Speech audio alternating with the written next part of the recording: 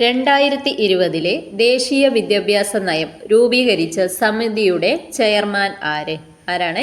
K Kasturirangan, A Ramamurthy, Vasudeva Kamath, K M ത്രിപാഠിക. Answer K കസ്തൂരിരംഗനാണ്.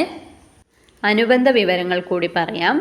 മാനവ വിഭവശേഷി മന്ത്രാലയത്തിൻ്റെ പുതിയ പേര് വിദ്യാഭ്യാസ മന്ത്രാലയം എന്നാണ്. വിദ്യാഭ്യാസ മന്ത്രാലയത്തിൻ്റെ ആസ്ഥാനം ശാസ്ത്രി ഭവൻ, ന്യൂഡൽഹി ആണ്. കേന്ദ്ര സർക്കാരിൻ്റെ പുതിയ വിദ്യാഭ്യാസ നയത്തെക്കുറിച്ച് പഠിക്കാൻ കേരള സർക്കാർ നിയമിച്ച സമിതിയുടെ അധ്യക്ഷൻ പ്രഭാത് പട്നായിക് ആണ്. അതുപോലെ ഇന്ത്യയിലെ പുതിയ വിദ്യാഭ്യാസ നയപ്രകാരം വിദ്യാഭ്യാസ ഘടന എന്ന് പറയുന്നത് 5+3+3+4 എന്നാണ്. എന്താണ്? 5+3+3+4 എന്നാണ്. ഇന്ത്യൻ വിദ്യാഭ്യാസത്തിന് മാഗ്ന കാർട്ട എന്നറിയപ്പെടുന്നത് വുഡ്സ് ഡെസ്പാച്ച് ആണ്. വുഡ്സ് ഡെസ്പാച്ച് 1854 ആണ്.